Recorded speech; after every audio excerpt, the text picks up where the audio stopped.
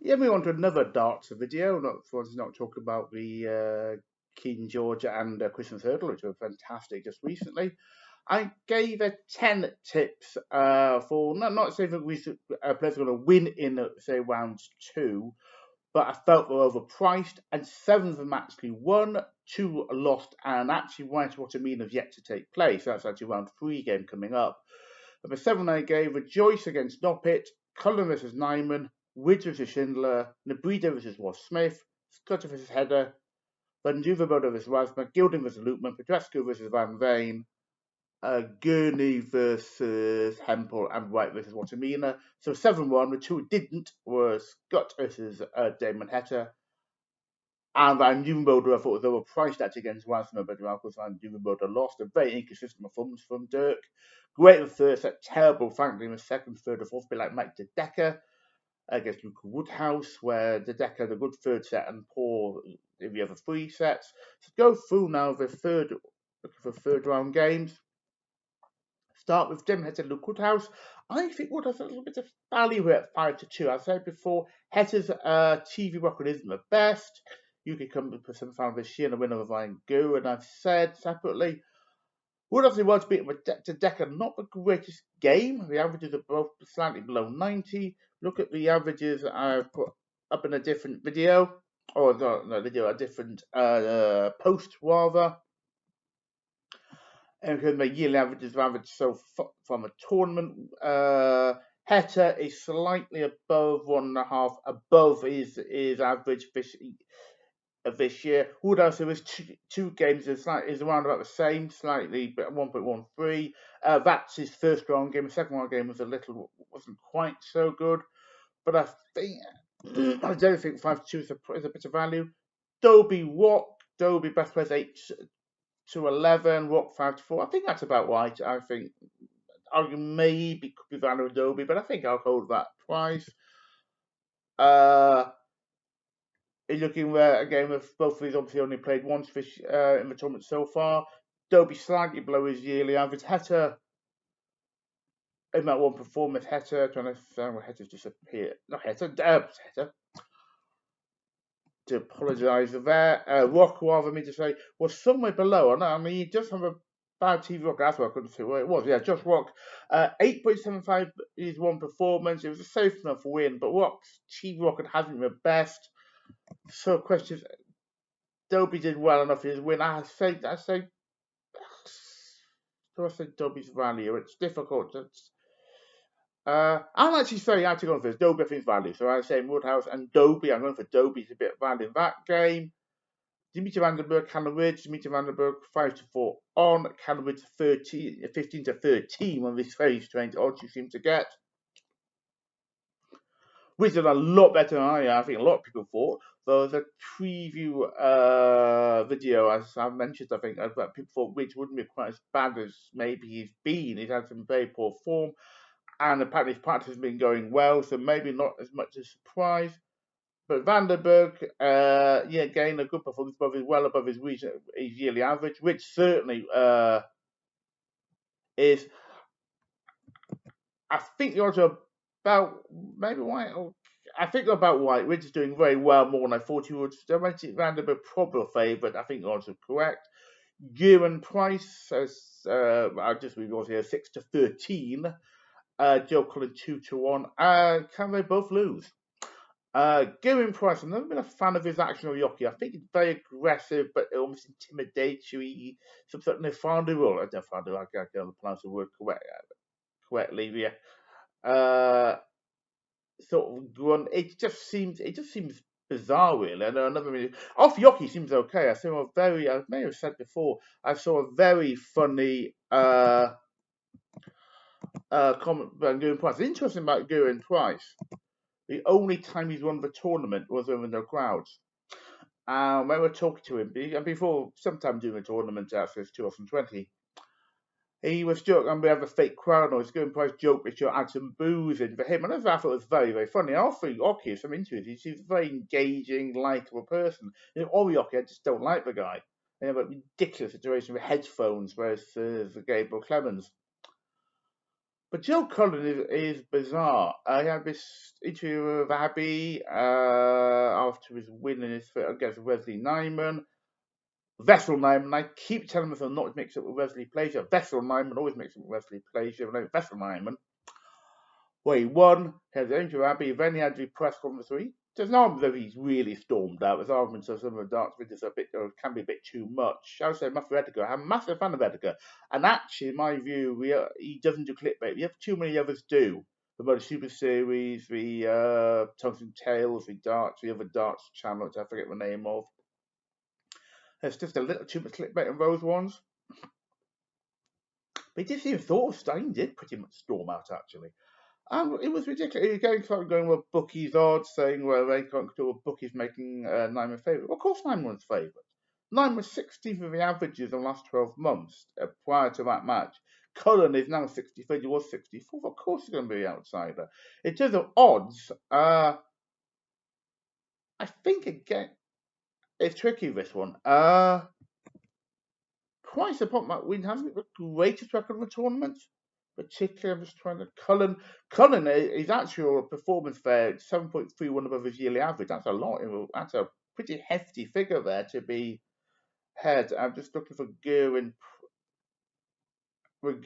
Price here, who's 5% feet below his yearly average. His yearly average is actually very high. His TV record, I don't think, has been great. And I think Cullen's favourite, favourite. I think I don't think maybe he should be favourite. Sorry, but his value certainly. 2-1 is quite a good price, and in the tournament, good price isn't the best record apart from when he won it. Let's have two of the big outsiders here. Jeffrey de Graaf 5-2 on. This is Dembrida 12-5. De Graaf, if he wins, I mean, Robert Owen, who he had to come to, was really celebrating about looking like partly because he thought he definitely kept his tour card, but no one really expected De Graaf to beat Gary Anderson. Graaf beats Dembrida, and Robert Owen doesn't win. Robert Owen still loses his tour card, which I don't think anyone was really expecting after his win. Graaf did brilliantly. Dembrida, both are shot wins. I mean, Graaf over Gary Anderson, Dembrida over Ross Smith. I did say he had value. I didn't say he'd win at 9-1 against Ross Smith, but I felt he was probably value. In terms of the average in Dembrida, 4.79. His best of his two performances is 4.79 above his average. Jeff Graaf even higher than that is Jeffrey Graaf, 6.59. I would say main Dembrida, 12-5, bit of value there at the odds we're showing. What do you mean there, Peter White? I keep holding. I already tipped Peter White in this at the odds.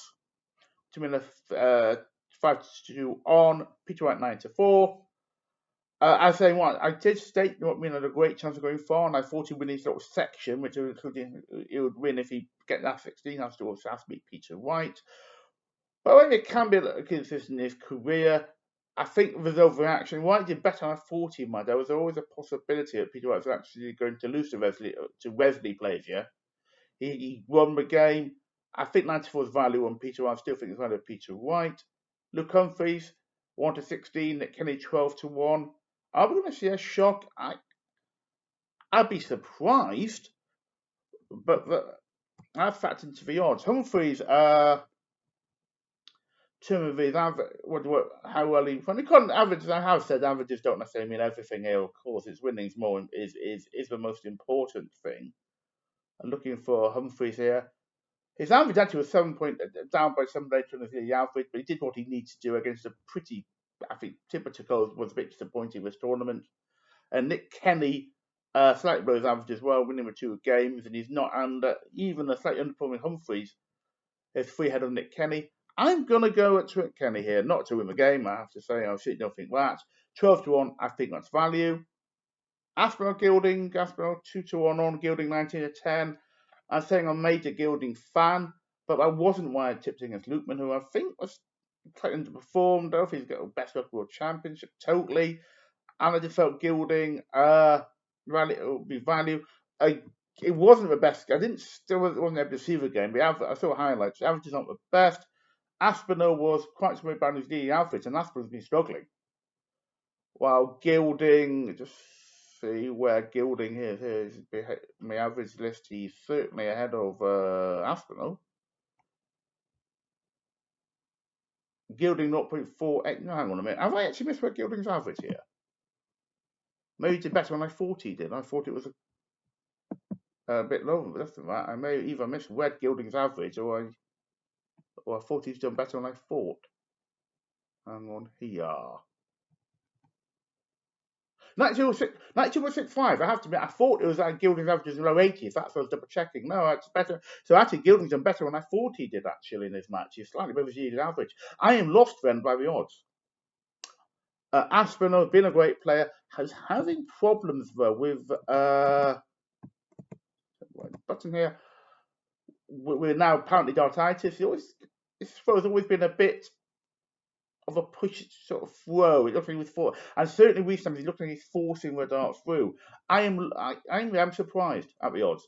I think Gilding. I love Gilding, and so, but even so, I mean, I'll be happy. I'll bet against Gilding. I thought he wouldn't win, and I have to say, I was expecting Vessel Nyman to come through this section actually, but Gilding, Aspinall's been struggling a bit. Was the Test Championship when he got in at number 64. We did beat Chris Dobie with 1 seed. Asp has been struggling to hold it together a bit in terms of his form. I have to say I am utterly lost by Gilding's odds. I think that's good, very, very good value indeed on Andrew Gilding. 19 to 10. I'm sorry, that's bizarre. I have to say, not like he should be 100 to 1 on or something, but I cannot. I would be almost expecting the odds to be the other way around really. Certainly Gilding pretty decent favourite. Next, you have Ryan Joyce, Ryan Searle. Joyce 7 to 5, Searle 4 to 6. Saying I quite like both of them. Joyce because I'm in most of my life in Newcastle. Searle I just like Ryan Searle. Odds are probably about right. I said it was difficult for me to call between Joyce, Searle, and who Joyce beat. Sorry, old age. I'm trying to remember who Joyce played in. Joyce played in the second round. Sorry about this. I just getting old. Who was it who Joyce beat?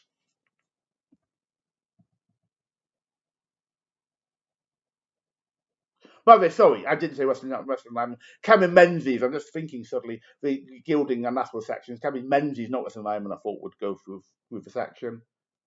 Danny Noppet, of course. Yes, I thought it was a seed. Yes, I had it difficult to call between Joyce, Noppet, and Searle in that section. I felt maybe Joyce was the third player. I think the odds are probably, though, because look at this correct.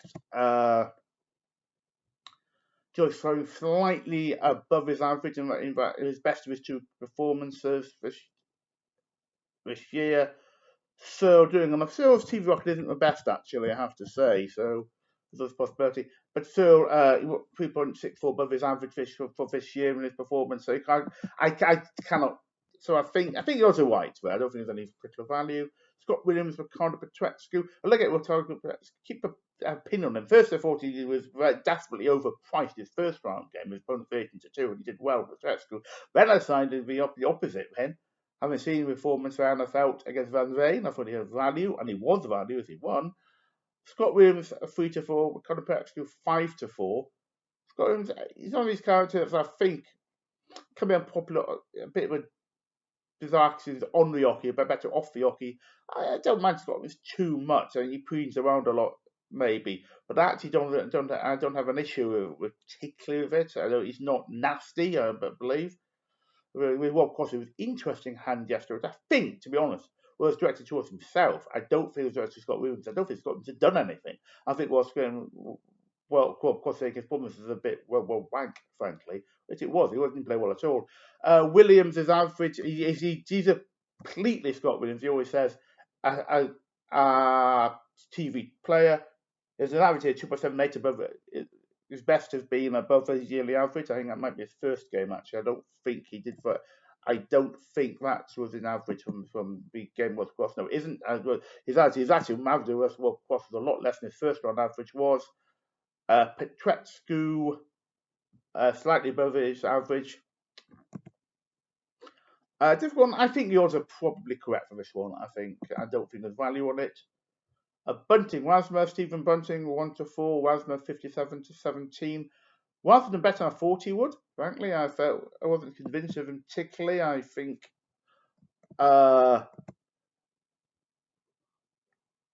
Wasman, I think, has shown better form than I expected. Bunting has also only played one game. Just trying to find my stats here when I find them. Bunting slightly below his yearly average, for about 5 down, but it was still a good average, not bad average. 92 odd. Petrescu, so above his yearly average. So in fact, the average in his best average so far it's quite close actually between the two. Looking at the betting though, let's see, is oh, I took one. Sorry, hang on a minute. I apologise. I hit one button there actually. Old age again, of course. I was mixing with Tactical and Wasmer actually. So Wasmer, yeah, Wasmer still a decent effort from Wasmer. Bunting, Wasmer, I think a little value on Wasmer maybe. Of those odds, so if we're going to, as a bet, as a tip, as in the odds, not saying but Wasmer win, I'll go for Wasmer that one as being a better value. Clayton Gurney, Clayton 5 to 6, Gurney 11 to 10. So no, White struggling against Mickey Mouse was a bizarre match actually, because I wasn't around to see the game itself, of course. But Clayton was an 8.19 better than Mansell, and the averages actually was to the sudden death leg. While Gurney had a very good performance against Hempel. Again, and a very I saw that game live. That was a very enjoyable game. Both of them played really well. Hempel has a good record at the tournament. Always got through his first round game. Gurney played well. I think the odds are one way around there. I think Gurney should be favourite. Clayton's not quite as good last couple of years as he has been before. He's done perfect well to beat Mansell, but it wasn't the best game. Maybe, I don't know, Mansell slightly slow play could put maybe Clayton off. But I'm slightly surprised to see Clayton favourite. I'm not saying the overwhelming favourite Gurney, but I think Gurney's come back to some form. I think I'm going to go for Gurney to win that one. Van Goghen, Dolan, Van Goghen 1 to 6, Dolan 11 to 2. Oh, and the days of Van Goghen was remember when he was still 16. He was odds for favourite. They lost the last 16 to a rightly rejuvenated Raymond Van Barneveld, who I'm afraid, sadly, he used to be my favourite player, but he's just too. These days I just don't find it difficult really to have much time for his. Someone said one of the commentators, there was Dan Dawson who gives games, defeats things, that's the days they call him. It might have been Webster, I think maybe. I'm not sure who it was, and he just didn't seem to really have it at all. But Dave Van Goghen would never been as high as 6 to 1 on right, against Dolan. Dolan well last year, got to quarters, not quite as good from this year. In terms of performances, Van Goghen, we won through, and Dolan, Van Goghen, a little bit below his average, decent enough performance, effort, a bit below his average for the year. Dolan, find Dolan. Dolan slightly above his average. Just checking this out. I'm trying to get an opinion on this actually, because I'm not sure myself whether it's. I mean, I think it's the favourite. I don't think that's a particular doubt. It's whether Dolan's value. 34 and Dolan. You know what? I think it might be value in Dolan here. I think he's not the player he was. Dolan's done well enough. Has a good. He did well last year. He's getting on a bit. He's early 50s. So time might end up a senior tour. You think perhaps at some point. But I'm going to go for Dolan here as a value bet. As I think the odds of Dolan are better than the odds of Van Gerwen. Luke Vinuke Littler 25 to 1 on. Ian White, one of my favourite players, 16 to 1. I would love to try and find some value in Ian White here. I think it could be. But I mean, Ian White, who beat Michael Van Gerwen in the Players Championship, 100 average, has chances here. Well, it would be great value. Ian White was 77 average, certainly not, because Ian, sadly, his opponent was ill for his first game, so he couldn't. So obviously, he didn't have a chance so he couldn't have much from White on his first performance. Sandro Eric Sosing, sadly ill. and then he beat Ed House. And Ed House's record, just have a check here. I know, remember Ed House, world champion, and I think both his first one game live last 2 years. That's 22, 22, 23, I mean, previous 2 years. And I was not a fan of his at all. He was 2-0 up. Looked almost a bit arrogant, and then lost 3-2 on both occasions. I'm not just seeing on Wikipedia what Ed House's record is at the other times here. Second round, first round, second round. Obviously, was a seed who went in the second round this year. That was not the best.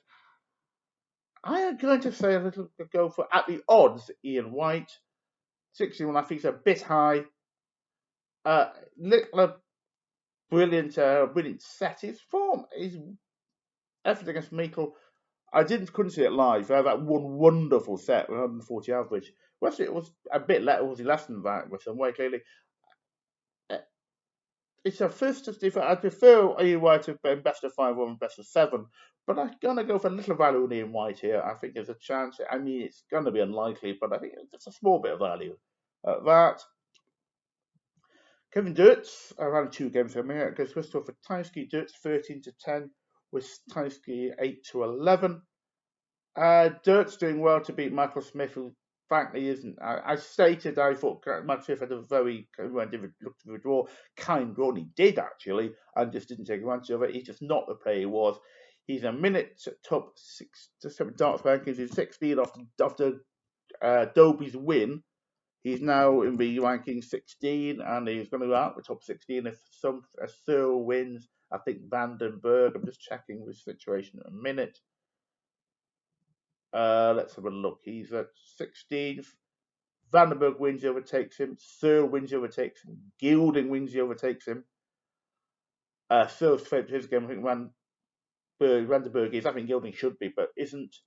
And then if Cullen gets a semi, he has to find Gurney gets a semi, he overtake Michael Smith. That's much less, I think, less likely. I think he's a very good chance to go out the top 16 and Maisley, Michael Smith. Quite astonishing collapse. He already lost to, say, 14 places. Absolutely remarkable situation with someone who I thought would do what Luke Humphries has done. And I thought, not the only person, surely thought that would be Michael Smith. So great performance from Dirt to win anyway, even though I've got to wonder what on earth was happening to Smith. Dirt's average is 6.43 above his yearly average. Tyson, he's struggling to stay in the top 32. He's not the best. He has a good performance, but he's struggling a bit. But he's still had a decent enough average, and he's slightly above himself. I think I actually got the wrong way around there, and I was surprised. And just double checking, I was surprised at the start when I saw the odds. I was slightly surprised. I've gone through it again, and I still think the odds are wrong. And I think Dirt should be the favourite. I finally rapid Ricky Evans is Robert Owen. 2 players who no one would have thought be battling out to get to the final 4 here. Surely. Evans, I did have some whack outside money on Ricky Evans, but I didn't think it. But yeah, it was just, I didn't, 1,000 to 1. I mean, they're still going that bet. So Evans' favourite, crowd favourite, of course, from Owen. He managed to win to keep his scorecard here, given that De Graaf's favourite to beat the Breeder. So I feel like Matthew Edgoff to say. It's not the only thing here about World Championship. Because prize money is such heavily skewed towards World Championships. It's not the only story is who wins it or who even gets to a final or semis. It's keeping a tour card here. It's going to be very interesting indeed. Evans, his winning performances so far, about 1 above his yearly average. Owen, 8 above his yearly average, significantly higher. That's his best one this year. I like Evans, just like Ricky Evans, but I think he can be a little inconsistent as well. I know Owen's done well. It's a different one to call here. But Owen's best has been really good this year, so I'm going to go for Robert Owen. Just have a look at the draw, quick run through what I felt about the draw and who I thought would do, and let's have a look at what we're expecting. Some real not odd results even only, but just looking for the draw here. Who's likely to get through? The top top quarters. I mean, Humphries, Kenny, Watamina, White, Bunting, Wasmer, Hatter, Woodhouse. The only slightly shocked person I think is Wasmer. Oh, no, and Kenny and Wasmer, although I think Newton Boulder expected to do better than he did. Very disappointing. I think there's not a total shot Nick Kenny going through because Barney is not played. Raymond Barnes does not play. He was in the next quarter. Littler, White, Joyce, Searle, Scott Williams, Petrescu, Aspinall, Gilding. You've seen all of them. I mean, put me in White, maybe not beating with Red House. You've seen all of that would have been perfectly possible. Even Van Veen losing Petrescu is not a total shock. That's because he's a decent player. I said the former Euro Tour. Next group is Dirt, Witowski, Doby, Watt, Clayton, Gurney, Price, Cullen. And the top, I mean, Dirt is a surprise, obviously, with Michael Smith. The others, I think, even though Cullen was off form, it's not impossible he could beat Russell Nyman. I think that's the only shock. And then you got the bottom off the quarter. Van Gurden, Dolan, De Graaf, Breeder, Evans, Owen, Vandenberg, Witz. I mean, no one really would think De Graaf and Breeder or Evans and Owen doing anything. Or in fact, Cameron Witz, really, given his form. So look, to be honest, I'm sure Van Gogh got a verdict. Certainly, I was sure falling into advance for Michael Van Gogh and Vandenberg. But it's been a very strange tournament. Hadn't really some internet connections. I have to use my mobile phone, tether mobile phone here to try and do anything. Won't be around, I think, in the evening to watch the games. There will be around the afternoon, so I should watch the games then.